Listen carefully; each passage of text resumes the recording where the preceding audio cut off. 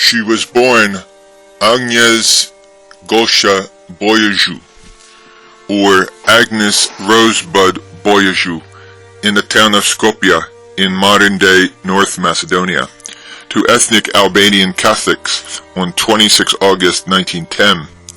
The youngest of 3 children, she was educated in public schools, but at the age of 12 felt a calling to religious life, especially missionary work. At the age of 18, she joined the Sisters of Loreto because, although based in Ireland, they were involved in missionary work in India. She arrived in Calcutta on 6 January 1929 and taught in the Orders School for nearly 20 years, becoming headmistress of the school in 1944. She chose as her religious name Teresa, after Saint Teresa of Lisieux, the patron saint of missions. On a train trip from Calcutta to Darjeeling, 10 September 1946, she experienced what she named a call within a call, hearing Jesus tell her to take care of the poorest of the poor. With permission from Rome, she left the Sisters of Loreto and donned a blue and white sari, as the poor women in Calcutta would wear. Joined by some of her former students, her mission began to grow into the Missionaries of Charity, formally founded on 10 July 1952. Mother Teresa insisted that her order was founded to satiate the thirst of Jesus Christ on the cross for the love of souls. Therefore, in the chapels of the congregation, next to the crucifix are the words, "I thirst." Her sisters spread through India and around the world. Mother Teresa died on 5 September 1997 and was canonized by Pope Francis on 4 September 2016. God does not call us to be successful. He calls us to be faithful. It is not how much we do, but how much love we put in the doing. It is not how much we give, but how much love we put in the giving.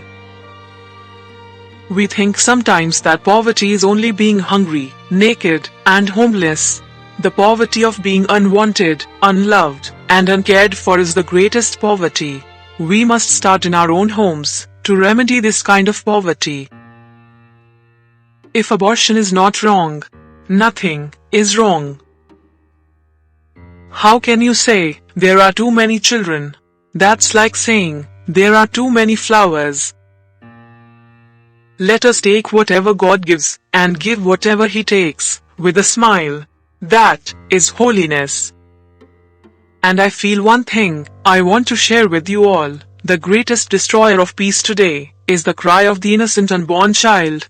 For if a mother can murder her own child in her own womb, what is left for you and for me to kill each other? Even in the scripture it is written, even if mother could forget her child, I will not forget you. I have carved you in the palm of my hand. Even if mother could forget, but today millions of unborn children are being killed. And we say nothing. In the newspapers, you read numbers of this one and that one being killed, this being destroyed, but nobody speaks of the millions of little ones who have been conceived to the same life as you and I, to the life of God, and we say nothing. We allow it. To me, the nations who have legalized abortion, they are the poorest nations. They are afraid of the little one, they are afraid of the unborn child, and the child must die, because they don't want to feed one more child, to educate one more child, the child must die. Nobel Prize Acceptance Speech, 1979. Just as we believe that 2 and 2 make 4, we don't need to believe that. We know it is like that. So, when Jesus has said, "You did it to me," that presence, and to be able to do that, we need the Eucharist, we need Jesus in the Holy Communion, we need the bread of life.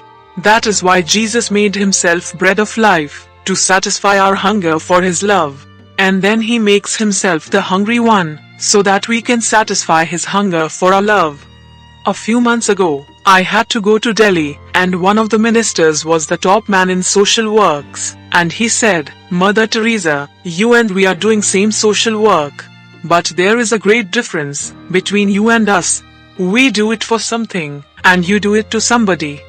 Commencement address to the class of 1982, St. Thomas Aquinas College. We should never forget, love begins at home. Yes, today, we are having a terrible time, because we have so many broken, unhappy families. They don't pray together. There is no sharing. There is no joy of serving each other. Poverty is not the cause. No, it is not poverty. What then is causing this? It is unbridled ambition for things, and for status, something that interferes in our lives, that we love, more than our family. It hurt Jesus to love us. We have been created in His image for greater things, to love, and to be loved. We must put on Christ as Scripture tells us. And so, we have been created to love as He loves us. Jesus makes Himself the hungry one, the naked one, the homeless one, the unwanted one, and He says, "You did it to me." On the last day, He will say to those on His right, "Whatever you did to the least of these, you did to me." And He will also say to those on His left, "Whatever you neglected to do for the least of these, you neglected to do it for me." When He was dying on the cross, Jesus said, "I thirst." Jesus is thirsting for our love, and this is the thirst of everyone, poor and rich alike. We all thirst for the love of others, that they go out of their way to avoid harming us, and to do good to us. This is the meaning of true love, to give until it hurts. February 1994, U.S. National Prayer Breakfast.